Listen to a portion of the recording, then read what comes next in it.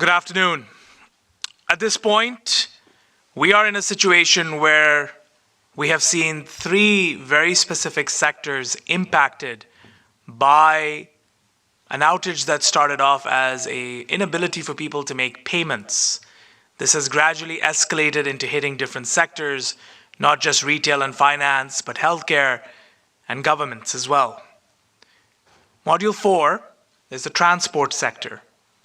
And while by this point, all of you have become familiar with what are some of the operational challenges and the administrative challenges sectors might face as this incident begins to unfold, we're now going to dive even more deeper into the technicalities to really not just begin to understand the purpose and the cause behind the root access that we saw in the previous module, but also to understand what other things might be unfolding as we go forward.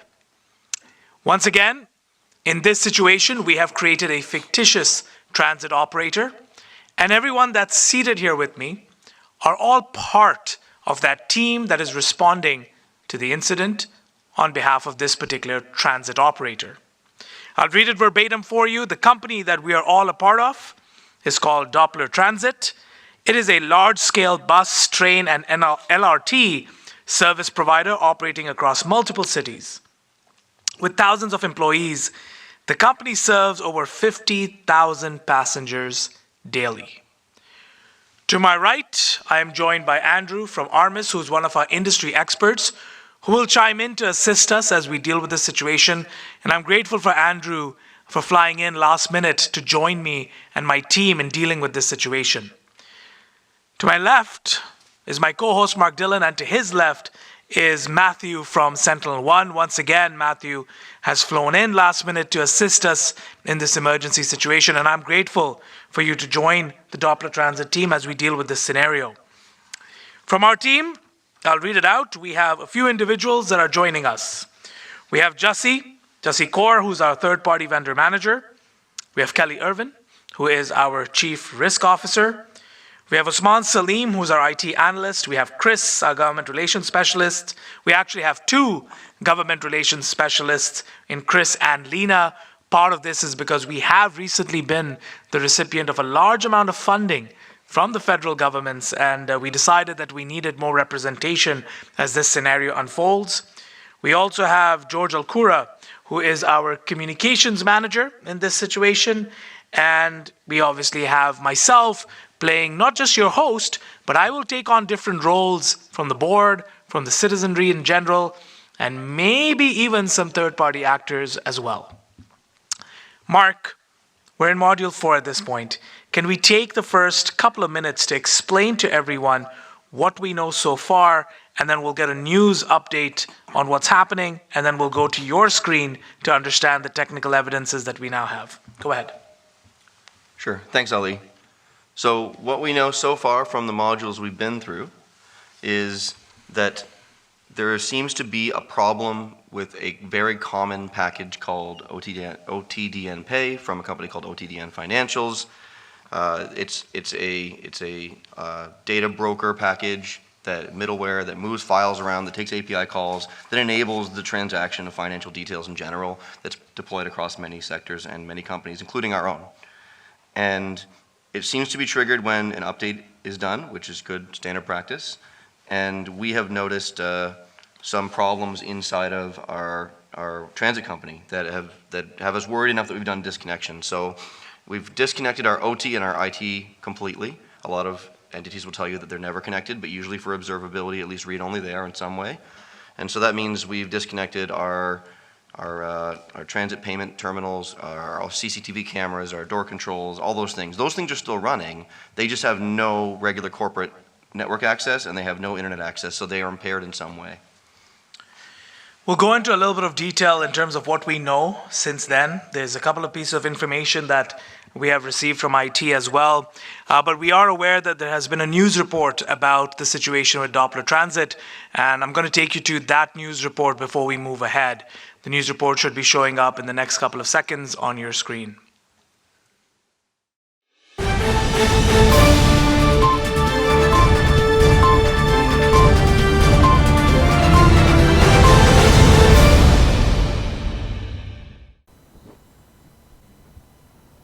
cybersecurity glitch affecting transit refill cards, leaving commuters stranded all across the city.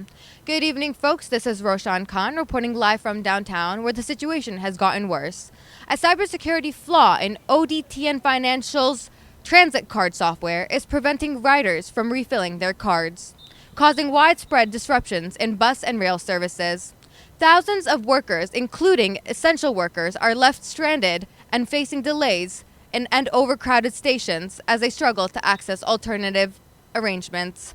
Transit agencies are pressing officials for a swift resolution, while local advocacy groups are calling for an emergency measure to support affected passengers. This is Roshan Khan. Please stay with us as we follow the story further.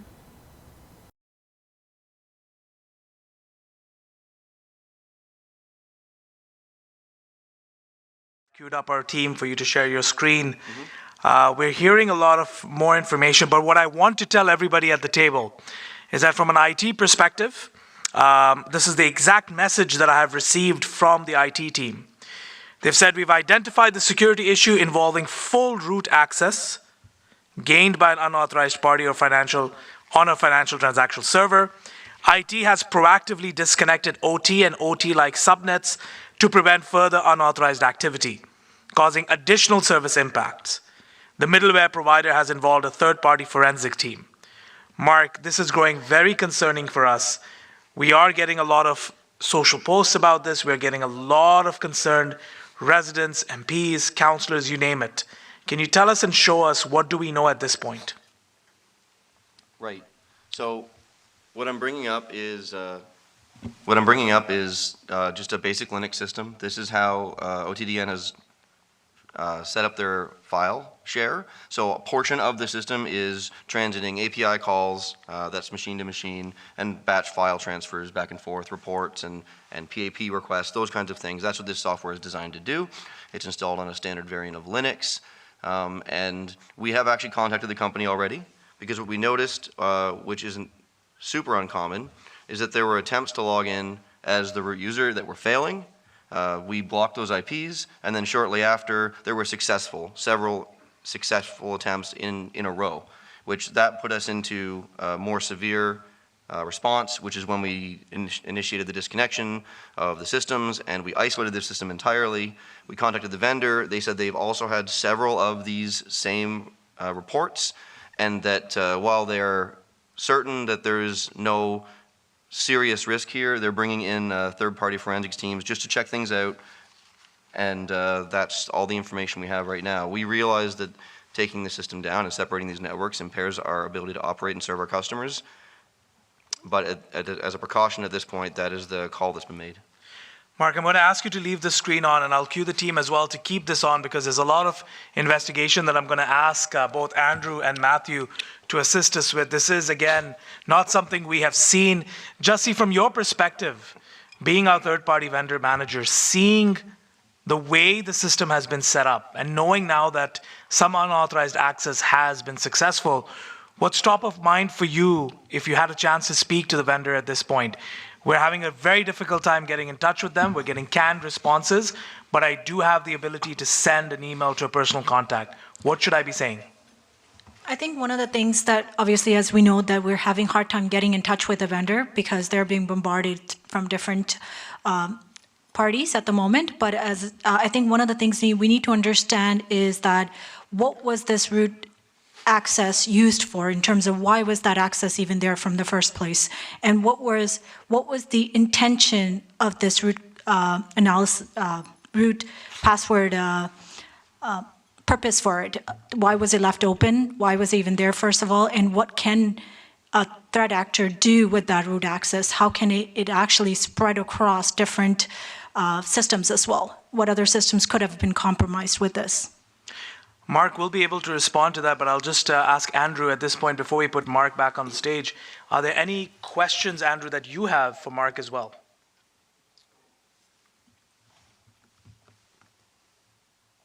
So I think a lot of the questions that came up, brought up by Jussie, I think are the right questions in terms of who has access to it, into that route, what other times have it been used, when was it historically used, and for what purposes, and then very much the same questions in terms of how else should it be used. And the final thing is, what options do we have when it comes to root access? Okay. Mathew, anything from your side? Yeah, so I think they're. Red button. Yeah, so I think the questions are in fact, along the right lines. This is what we would call in our business, threat hunting, developing the hypothesis, right? You have to develop that and then use your tooling to research and investigate. Mark, along with all of this, and as you respond to this and simulate this, a growing concern is we have prided ourselves on having a good or fairly decent security system with IOC's monitoring in place, and we seem to have been completely caught off guard with this situation. And it's, for lack of a better word, the chair of Doppler Transit is pissed off. So what I can report is that the automatic systems we have initially blocked the attack IP, which is what normal behavior would be like. But coming from another IP, there was a successful log. And the fact that they were so close and next to each other was of immediate concern. We got an automatic notification from our SOC, which is 24/7, and alerted us about this. They had already isolated the system at that point. So I won't say there hasn't been damage done. What concerns us is that this was even possible. This is not part of our standard system build. Somehow a configuration change must have been made. We're looking into the system in question. We're trying to limit and investigate any lateral movement. We do have full logs. We have, full packet inspection. We have those kinds of things available to us. This is going to take time to follow up with much to what Mathew just said. Okay, I do want to, we still have your screen up there because there's going to be some more unpacking that we want to do. But George, I need to bring you into this, as well as the government relations teams. But we'll start with you, George. George, approximately 2 months ago, we fired our CISO and have been going on a bit of a recruitment hunt and haven't got somebody in place. There are questions coming around our security integrity, not just from citizens who are now steadily being made aware of the situation, but from government representatives as well. This is not a situation we've dealt with before. How do you recommend we deal with this and, for lack of a better word, prevent ourselves looking dumb? The fact of the matter is that from a communication standpoint in the middle of a crisis, I think it's important, first of all, to not lie or deceive either your stakeholders, meaning the government, your partners, or the public or your customers. So you have to own up to the fact that this event occurred while we were in the middle of a transition of our security operations leadership. Unfortunately, this event took advantage of some transitioning processes, and we are trying to figure out what is the root cause analysis. We are trying to determine mitigation measures, and we are trying to get critical systems back online. The fact is, it is important to note the value of having effective senior leadership, and it is important to take responsibility for the fact that we had to make a personnel change. I think oftentimes, we have to take these moments to also educate the stakeholders and educate the masses, and making them understand that these things can happen, as my colleague Mark has stated, these things can happen that are out of our control as folks who are working in this company, as folks who are working in IT operations and security operations. Unfortunately, there was a successful compromise of the system. That is the first and foremost fact that needs to be publicly acknowledged. The second thing that needs to happen is to discuss the current state of remediation strategies and plans as safely as can publicly be disclosed. But it needs to be told to the public that yes, we experienced a compromise. Yes, we are currently working through solutioning. Once we actually have an RTO time where we know when we can get things back online, we will update the public. In the meantime, we need to give folks, we'll say, alternative strategies and arrangements for being able to transport themselves and critical goods from one place to another, or if there must be a slowdown, to work with our governmental partners to ensure that we are not causing any sort of catastrophic economic damage either to partner organizations, to fellow municipalities, or anyone that may be directly impacted by a degraded supply chain. George, I appreciate that, and we will get working on that. I do want to get both our government relations experts to this, so whoever wants to comment first. At this point, are you recommending that we also seek assistance from our federal and provincial partners, or do you want to await for more details from some of our technical folks? I think we have to do both. I think concurrently at the same time, we have to work with our technical expertise, but we also need to work with our government partners at all levels to ensure, first of all, the safety of the goods and of the interests of our customers and our personnel. Because our customers are also the citizens that those governments are mandated to service.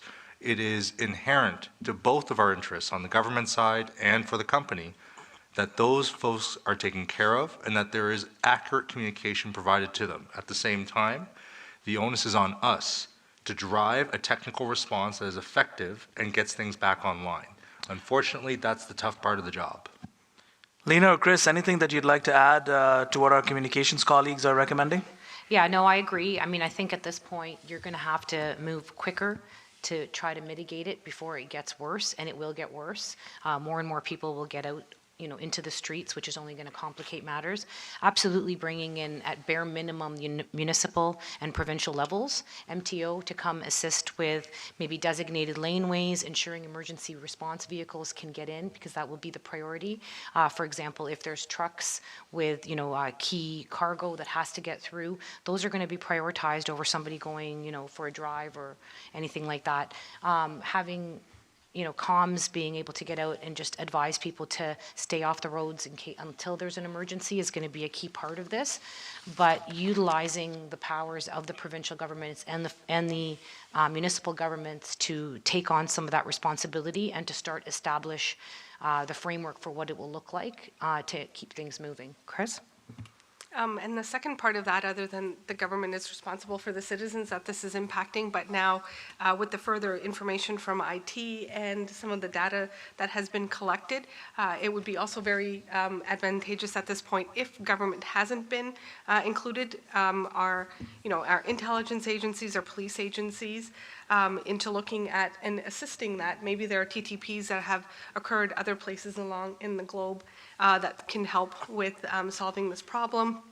Maybe this person, if that's what it is, has done this a test on some other forum that we can find, and to our other colleague, that threat hunting. There's some of that ability that we can do internally with the government as well, reaching out to our Five Eyes partners. So it's both the citizens and that internal piece of the information that can be provided to us that we can help out with.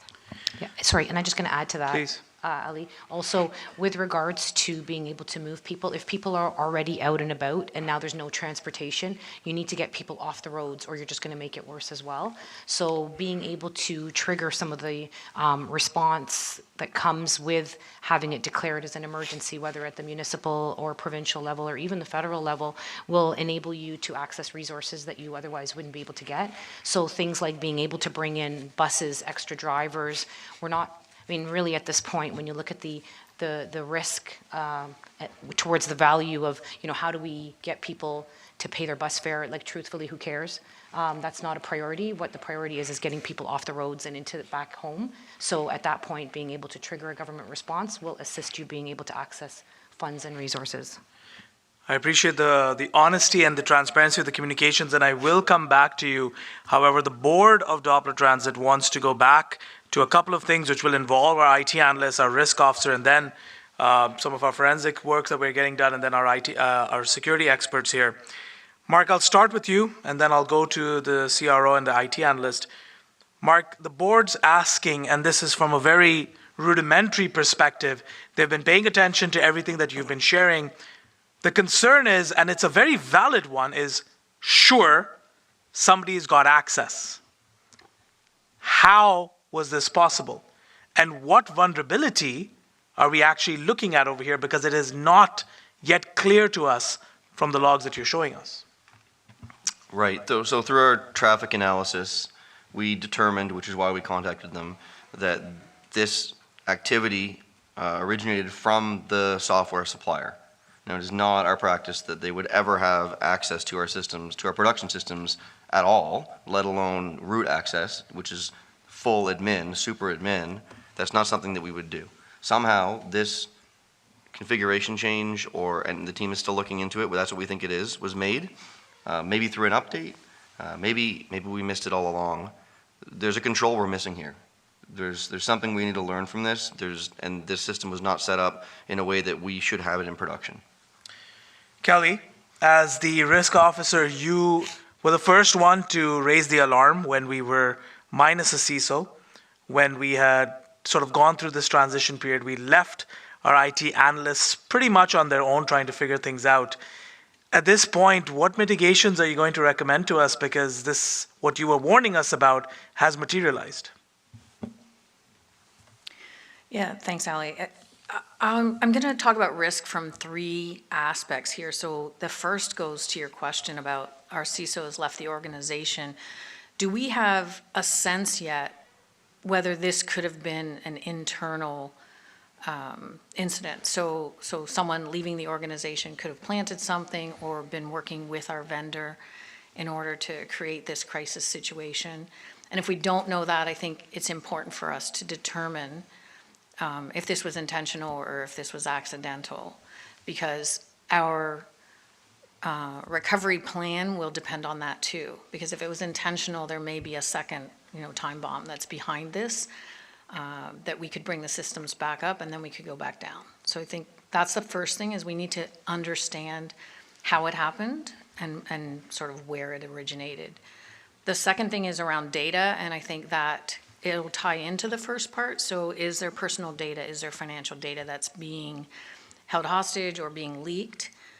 Which again, I'll go to the intent, because it's not clear to me from the risk view what the reason for this is at the moment, and it's important that we understand that so that our recovery plan takes all that into account.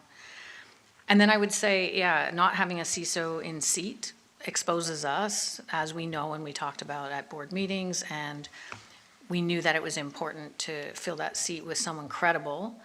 But in the interim, I would say for future, if the seat's ever empty again, we would probably look at putting a temporary consultant or someone there, not leaving it empty while we're doing the search.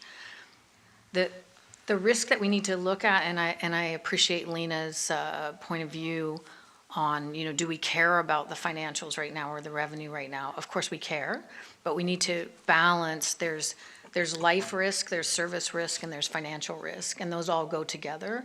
The longer this goes on, if we're trying to protect our revenues by not allowing people on the buses, on the trains without paying, we could be putting people in danger by not providing service.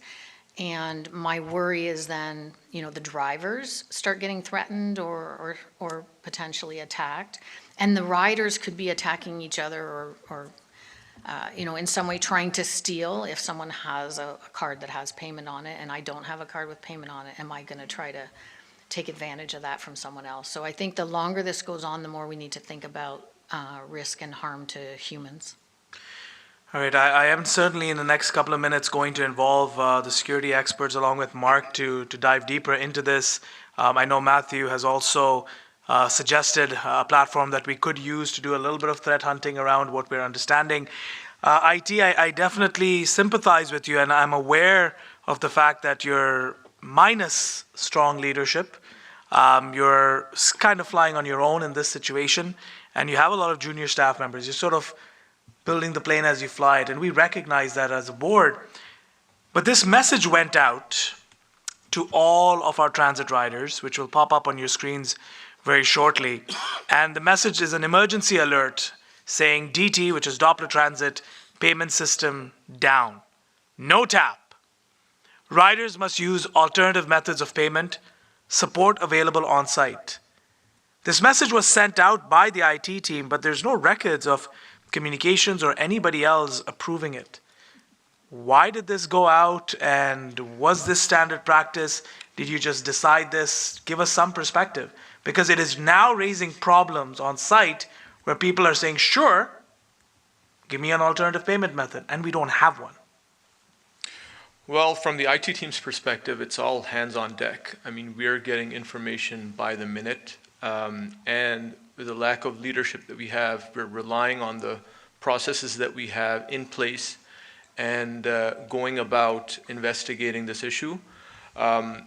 We've now narrowed down to the fact that this is root access compromise, and so we're looking at the activities that we have. There's 2 or 3 main areas that we're focusing on, given that we have that the attacker used root access. We're scouring our logs to see what changes were made. We're also looking at what the activity of the, from a user account management perspective is.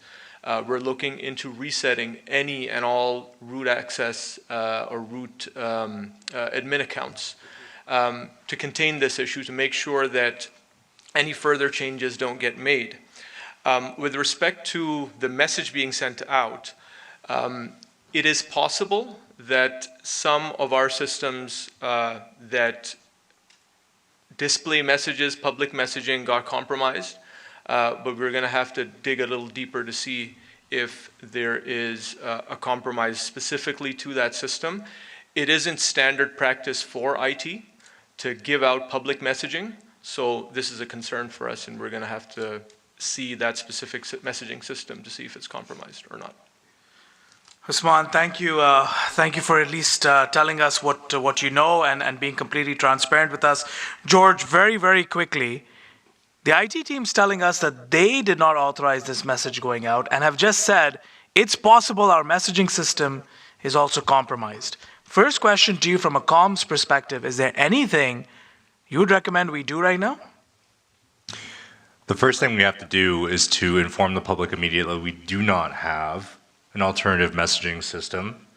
And again, because in our original release to the public, we did indicate that we have been compromised, we can also now tell the public that our systems, unfortunately, are sending out automated messages that are not directly controlled by us. If there is a message that is going to come out, it needs to come out directly via release, via means that I will disclose to the public, authorized by our executive and our board, and that only communications issued by me and only me as the head of comms for the company should be adhered to. Any other automated system messaging should not, until otherwise stated, be followed, because unfortunately we cannot trust the reliability of the system. Okay. I want to add to this, and will remain on my screen, because we have now started to receive some information about reports that are coming in or tickets that are being opened up with our support system. And this is one, and I'll read it out. It says, "Why am I double charged? I added money to my wallet and I don't see it. My credit card statement shows a double charge too. What's going on?" And clearly we are getting many of these requests at this point. Mark, I'll start off with you, and then I'm going to go to Andrew and then Mathew as well. Mark, from your perspective, is it likely that something of this nature has happened where now the attacker has moved laterally and hit other systems? And could it be that this double charge is something to do with the ongoing incident? So this is all speculation. If I had to guess the double charge, it's probably a charge that took place during a communications interruption and didn't make it all the way through to our systems to load the card, but still took the payment. That's possible. The thing that's most concerning right now is that we have a provider, which is ODTN Financials, that has a product that we use that someone logged into remotely using root. It looks like from one of their IP addresses, and their response to us is that they're bringing in third-party investigators to figure out what's going on inside of their company. And their company had root access to our system. And that's really all we know at this point. Mark, I'll work with that. And Mathew, I'm going to prime you very soon, because I will ask you to sort of give us, in probably about 10 to 15 minutes, give us a little bit of a tour of how you would address what we're dealing with right now. But Andrew, the board, who's been in constant conversation with me, is now concerned by the comments made by IT. I mean, not doubting the integrity of it, but is concerned that we have other systems that could be compromised. our visibility and observability is now being called into question. How can we at this point of time, there's no magic solution, but what should we be looking at to understand what's going on in our other applications as well, such as our notification system? Are there any particular types of logs you would like us to pull at this point? What should we be doing? We are under-resourced, understaffed, we're probably over-tooled, but don't know how we have provisioned some of it. Yeah, I think at this point, we really need to start looking at the minimum viable for operations and what are those key systems. So our transportation, our fleet systems, our communication systems. Looking at those key systems, grabbing logs to look for things such as failed login attempts, read-writing of files, anything that would give you an indicator that those systems have been compromised. Talking to others in the industry, looking for threat intelligence, indicators of compromise, anything that you could look for in your firewall logs, your network logs that would give you an indication that those systems are compromised. I'm also not completely over the idea that people and attackers can spoof, right? And they can imitate and use AI if we have a specific communications director. So I think something more than just messaging and how we're going to communicate to the public, communicate to the authorities. I also think, just as a quick note, certainly I would want to notify the financial industry, right, and payments that these charges could be happening and that at this time we're not actually authorizing those charges, so to prevent any of those, to mitigate further customers that are going through this. Thanks. Mark, I'm going to assume that the forensics team should be getting back to us shortly. I will inform everyone that operations has sent out a message letting our staff know that we've detected unauthorized root access to our financial transaction server. It's a very technical message that has gone out to all of our staff, but the next steps indicate monitor for any further anomalous activities, await detailed findings, and we'll keep you updated. Mark, while you prepare to perhaps share with us some of the forensics that you've received, Mathew, from your perspective, before we'll go to Mark and then we'll go to your share, but Mathew, from your perspective right now, what other logs should we be looking at? What kind of activities should we be anticipating based on what you've seen of how this incident is escalating? Yeah, I definitely think the user activity around what we've already identified here is the root user. You want to identify what processes they've been accessing or changes they've been making. I think we've already realized that there's some failed logins. Those are good indicators. And then typically failed logins, they eventually break the case and get in. So you want those, but it comes down to a matter of quick correlation between those user logs, normal system logs, of the processes and the network logs, and having them all together cohesively, indicating here, pointing to the anomaly that we're chasing. So, and unfortunately, I think, during an incident is not the time to be worrying about do we have those logs and are we collecting them. We got to have them and have them ready.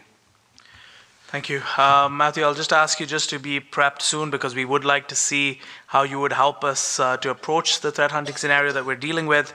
Mark, I believe you've got word now from ODTN Financials and the forensics that they've been doing. Is there any update that you can share or show to us at this point? I can share some things. We don't have a response from them yet, but we've been conducting our own investigation. Okay. And basically, what we have found is there's something that you wouldn't normally see, and that's that there are keys stored in this configuration directory, and they're called dev test. And so we don't know how they got there. They weren't there before. They weren't there before the update. And so we think this could be responsible for it. So what we're doing now is we're auditing all of our configuration files. The server is complicated. The reason the server is complicated is because OTDN Financials, when they package up OTDN Pay, they have their own versions of things that are normally part of the operating system. And so it's a premium service we pay a subscription for. If you're familiar, it's kind of like how Red Hat has their own pay repositories. So OTDN has the same thing, and they've got their own special version of things like SSH and other parts of the operating system that are not normally there. And so it could be something to do with that. We're not sure yet. They're not telling us more than the fact that they've brought in an external party. I have to interject over here before we go to Mathew, and we need to discuss this a little bit more. The board is asking you that you said Red Hat, if you're familiar with it. Nobody in our board is familiar with this. All they have heard is that our keys have been shared. Can you help us understand, in very simple terms, what have you just uncovered without ODTN's disclosure to you? And how does this impact us from a third-party management perspective and risk?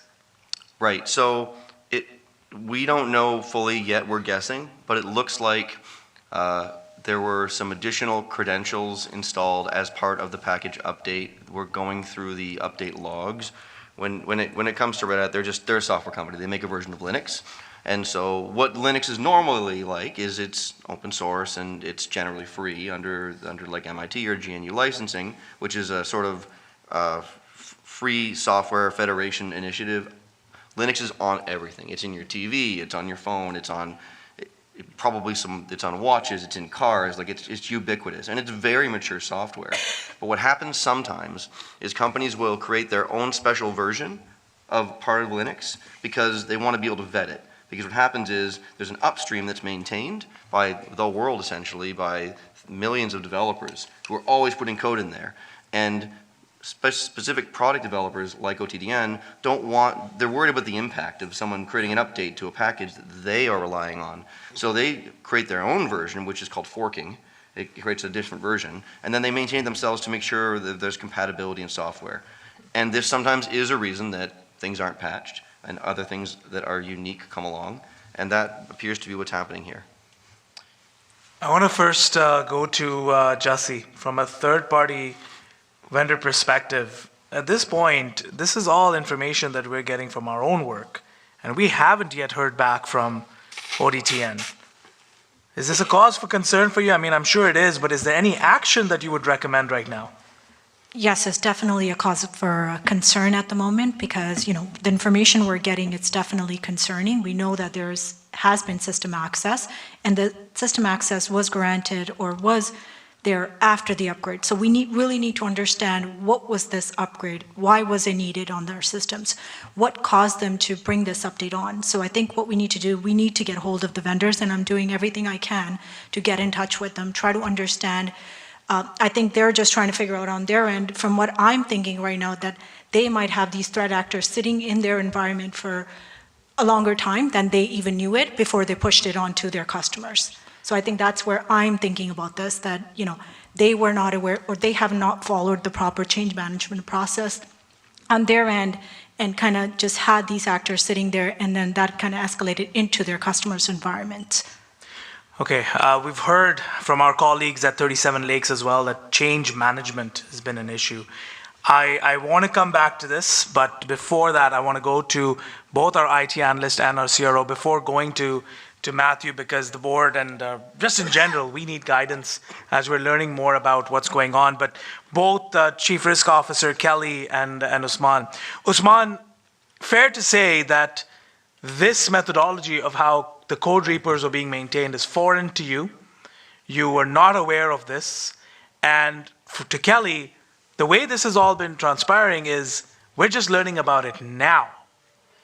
What are your concerns at this point, and how do you think IT needs to support to mitigate any further risk from this nature of deploying code? Well, it is concerning that we were unaware of this arrangement with the vendor, with the service provider. And at this point, with this new information, we really need to audit our own processes and have an introspective look at other arrangements with software vendors with respect to change management. I think as lessons to learn for the future is that we really need to review our change management process. We need to fine-tune it to a way where updates and changes from vendors are made in a way that is not obscure to us, that we are fully aware of the change in advance when it comes in, what the implications of that change is, what the need for that change is, what it is, what updates are covering in the software that we're updating. So those are some of the introspective items that we would look for in the future. In the meantime, I think for us, it's really important to see if we've been compromised by other systems by updates in a similar way.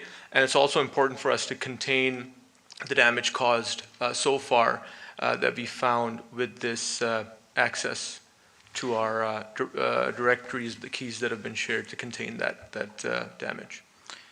Kelly, any further guidance that you can provide us at this point? Yeah, the only thing I would add to, I think those are great steps that Osman's identified. And what I would add to that is accountability for who has access to the system, and especially when there's third-party access, that there's not only a defined process and a defined owner to that process, but that we're also keeping logs of who we've given access to, which may be temporary, to fix a production issue, and that we are very clear that we take that access away once that need is gone. And it could be, you know, a break glass kind of access, or it could be two-party access where you need two keys to get into the system. But it's clear that our current process and controls are lacking. Yes, Usman, go ahead. Just one item to add. As a best practice, it is never a good idea to push updates directly into the production environment. So the fact that we failed there is something that we need to really review our processes in. Mark, before we turn it over to Mathew to share his screen for the next 5 or so minutes, just to give us some perspective, a concern that is coming up, a generalized concern, is that we are not the only ones, Doppler Transit, that has been hit by this. There are others. We certainly don't have our shop in order, and that's become very apparent. But are you telling me that everyone impacted by this has been caught sleeping at the wheel in the same way? That's likely. We don't know all the details of what our peers have been going through.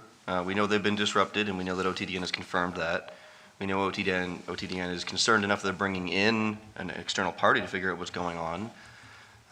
When I think about it and how you'd say, well, how did this happen, right? What's happening here is, as part of the normal updates, which are pulled as part of an update process to update and patch the OS, there's a separate repository that we didn't know, not secretly, but obscurely held, a common tool that's part of the OS already. And then so it's being overridden with this different version.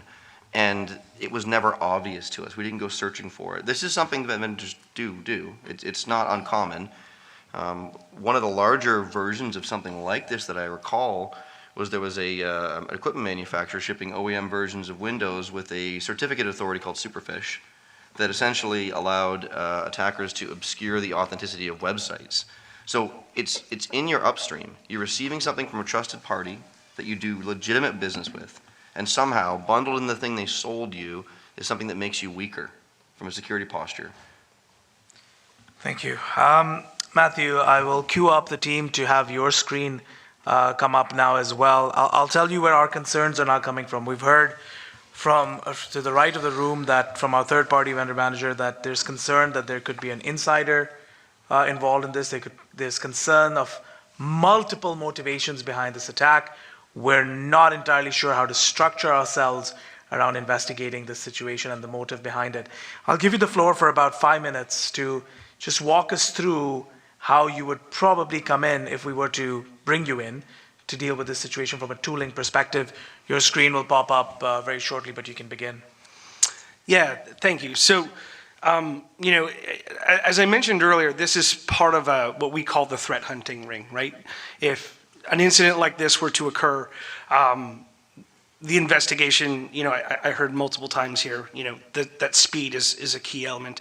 And what we've seen organizations struggle with when they faced an incident like this is in this ring where, you know, you move from hypothesis to interrogating data to identifying the threats, and then at the end of this trying to convert it to the rule, they might be proficient or have tooling to do some parts of this, but not all of it. And the other piece is it becomes cumbersome. You need people with the right talents to be able to do this. And we've heard Mark and his team doing the king's work here, using the existing tooling they had to investigate this. But often that, you know, one is going to prevent more gaps than you were aware of, and two, not be able to be completed with the speed. And lastly, converting it to that rule so it doesn't happen again the next time an update comes or the next time there's some supply chain flaw in an OS or an application. So how do you, our job at SentinelOne is really to, change that speed paradigm, and of course it's logged me out. Fair enough, and as that comes together, I will also add to our communications and our GR team that we are receiving now at this point a flurry of complaints. We're seeing other transit operators that have been impacted by this as well. And one of the biggest concerns right now is actually from staff, concerned about whether even real-time tracking on our environments are legitimate, timing of when things are going to arrive, requests that we're receiving, especially that we operate a service that services seniors and takes them to different medical appointments. And to compound this all, we just 2 weeks ago were able to avoid a strike situation as well. So this situation is getting very intense for us.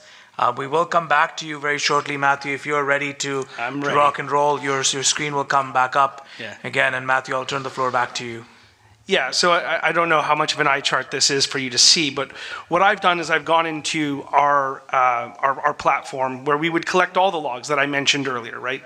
The user logs, the system logs, networking logs, access logs from different processes. And all I did is write in plain English, show me all the activity by user root.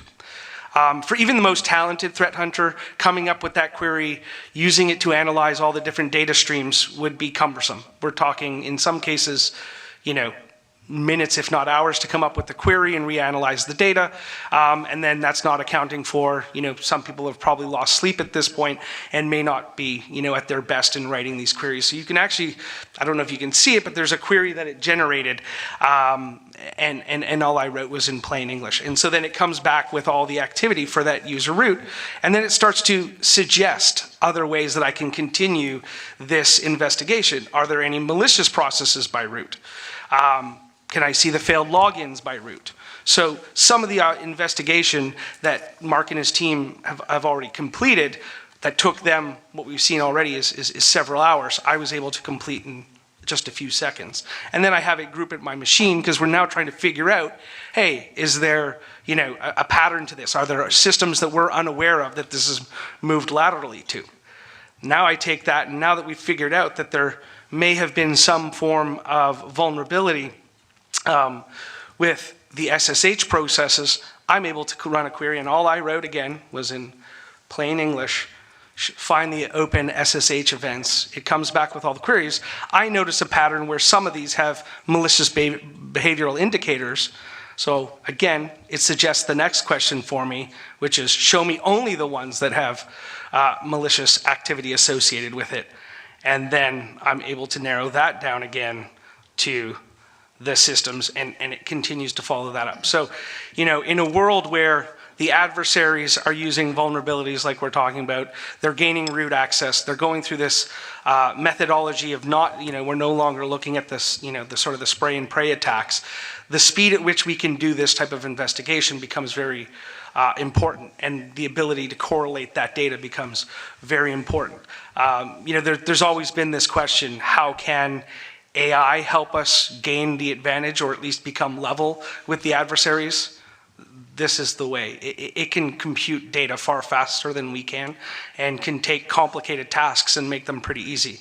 I don't think it starts to replace security analysts. Mark and his team will still have to work hard to overcome these sorts of things, but it can shorten the time period and make those and level the playing field in terms of talent and speed. So.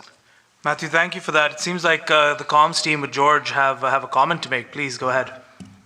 Yeah, it just seems as though we're a little bit confused right now as to determining what's happening because more and more systems seem to be failing and there seem to be greater outages. So based on this tooling, can we then still pivot back to looking at the raw log data? Because oftentimes, if you're looking at a structured query-based language on a pull, you're going to be a little bit restricted to the parameters of that language. If a threat actor uses deception capabilities and actually manipulates the log data or manipulates the code data itself, that might not pop up in that query. So Mark and his team might not see it. Within the platform, can we still access the raw logs? Because we're getting kind of desperate. Absolutely. So the AI and the intelligence behind it doesn't replace the use of the raw logs. It just augments your ability to query it and analyze it. But the raw data is always there. I just actually brought it back up on my screen. You can see all the raw logs are there. You can still write traditional queries. You can still look at that data. This just helps you to point you in the right direction. But yes, we also look for things like anomalous log manipulation and things like that, like someone manipulating the Linux logs or manipulating the Windows logs.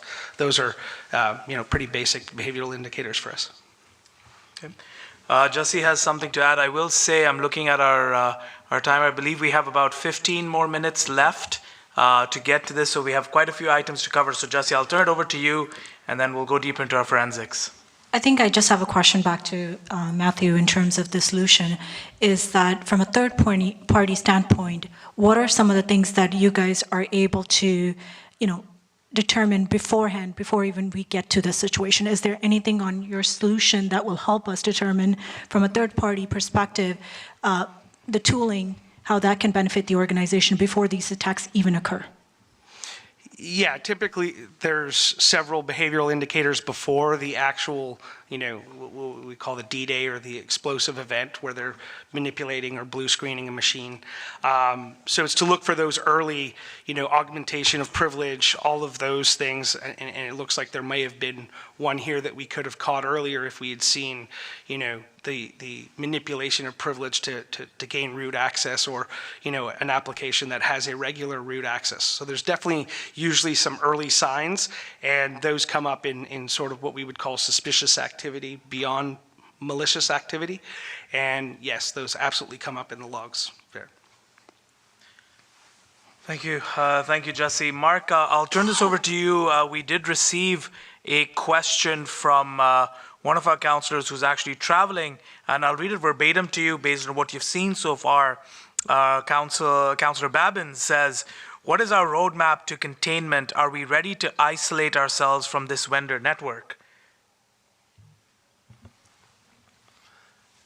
We don't have that planned out yet. This is something that we've talked about already in our team quite a bit. And because we don't have the full story of what happened and how it happened, we just have theories. We have to assume that everything adjacent to it, everything that was on that network, could have also been targeted. And that heads you down the road of restoring from backups, maybe, if you know for sure exactly when this started. But at some point, you have to look at rebuilding systems. And that's going to make a restore time much further down the road. It's obviously, we're getting complaints because there's service disruptions. And so I think we need to find a way to solve the service disruption part first, so that we can buy ourselves some time to not do something stupid, like bring systems back up that are fully compromised and then have a worse outcome that's going to have us down longer. Is there concern that, I'll rephrase that, based on what we have gathered so far and what we've seen about these keys, could we be sharing this information with ODTN and this could assist them in their process, or is this information we want to keep to ourselves? We let them know that we found this anomaly in our configuration. That's something that we've shared with them, and we've asked them specifically, are these files something that they've put there on purpose? Is this part of some update process or some new direction? And we don't have a response yet. They just keep saying that they're investigating and they're going to get back to us as soon as they can. Situation's becoming increasingly frustrating for us with this vendor. Andrew, a very transparent question for you at this point is, based on what you've seen so far, very limited observability as well to some degree. We've sort of caught this after the fact. What holes are you seeing in our process overall? And once we recover from this situation, what would be your first top priority action for us to take?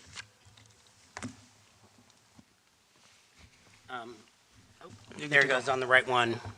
I don't know how much we've jumped into third-party risk management and really understanding the process that they have for providing updates, learning about how they use Red Hat Linux and create their own version, the controls that are around that.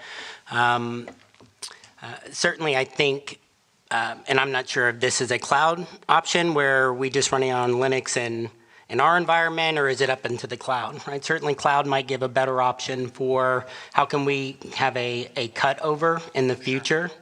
But I would also be mindful that a lot of times companies will go to a cloud option because we're low on resources, you take care of all the management, but you do have the ability to work with those providers in the cloud to be able to control updates, right? So we don't necessarily want to get it on day one, right? We want to get that update 2 weeks later or a month later, unless it's absolutely critical, but we want to be advised about what that update includes. If it has a material impact on services or the way that we do business, what can we do to have some assurances around that? So that would be number one for me, is really to look at what was the main issue here, right? And the main issue came from this, what sounds to be somebody getting root access or putting in an additional root access into that software update. So how do we mitigate that? The other thing I would really take into consideration here is when we think that we've done the recovery, let's say we rebuild all the systems, a lot of this is focused around traditional IT, desktops, laptop servers. If you look at the latest Mandiant M-Trends report, so they're doing thousands of breaches. 1 in 7 incidents that they go into, 15%, it's number 3. Those attackers were never fully pushed out of the environment. If you dig into that, what you find out is that these guys are hiding in your IoT devices, they're hiding in your legacy hardware, right? Things that we can't run agents on, we're not scanning, and they're the perfect hideout. So the assumption is, hey, we pushed them out, we've solved the problem, we've made the configuration or the change in our process for doing updates. And they're just waiting for shields to go down, for people to get busy, and then to restart that process or potentially sell it off to another provider. So just something else to take into consideration is, how do we know that they're fully out of there, and how can we monitor for suspicious activity? You're right. We don't know. And that is what we're struggling with right now. We've not had something like this happen before. This system did have access to parts of the IoT network. Some of those systems are likely obsolete in that the patching and the things baked into their firmware may have vulnerabilities, some of which we're aware of, probably some of which we're not. And that is part of the path to recovery. But what would be helpful to us is to understand what really happened here, to have the full story, because there's always going to be risk with us restoring, no matter what. We're going to have to choose how much we want to burn everything down and rebuild it to get to that path of restoring. If we're going to start to assume that IoT devices are damaged in some way, that we have to audit them all, the path of recovery here is much larger. And I would just look at from the standpoint, especially in transportation, and you think about GPS and all the sensors and things that are required for that. So certainly those are conversations to be had. Probably the most essential thing as well is to make sure that we understand those key systems, dependency mappings, and really doubling down on those key systems that we need to be able to operate, right? So getting back to the fleet, the transportation, the communications, your OT environments, all of those key systems, and really focusing in on those, and then the process to which changes can happen in that environment. Fair enough, Andre. I appreciate your perspective. I will bring in our government relations folks here. We have about 7 to 8 minutes left, and it's becoming important now for us to ask a question that was asked previously as well in the investigation work done by 37 Lakes, is attribution of this and the motivation behind this attack. At this point, we don't know, but we are being queried on whether we have any inkling on what the motivations here are. Any steps that you would recommend that we need to follow right now in terms of engagement with government relations or with government entities to put together some prospect on what the motivation here is? Yeah, at this point, again, back to my previous comment about that external piece of safeguarding our citizens as well. But here at the government, including them in that triage, that you have. So a huge amount of information has been collected to this point, and to George's comments, there's raw logs and everything else. So there's a lot of information here that can be passed on and verified potentially by the government. Again, maybe this is not the only organization or city, town that's being hit, and so there's a larger coordination piece that has to be done at the government perspective. Lena? Yeah, just to add to that, you don't know what information you have that may be the key for something else. And not sharing it is akin to holding back information that may help someone else or may even help you in the long run. So definitely involving government at most levels, whether it's municipal, provincial, or federal. We have access to things like our NC3, our National Coordination Center in Ottawa. We have access to the Cyber Center. At the end of the day, I can't stress it enough, the importance of working with government and not keeping in the dark. And even if, like in this case, like Kris said, we have a lot of information, but even if something looks like it wasn't compromised, but there was an attempt, it's still important to report that, because an attempt is still an attempt, and that should be brought to the attention of our government officials. Mark, we're curious to know that in the coming few hours, let's say we hear back, but we have to hear back from ODTN Financials. They present a resolution, they show us how we need to bring services back up. If we were to continue with them as our payment provider, would you continue with the same methodology of updating our applications and the same SSHing process that they have set in place?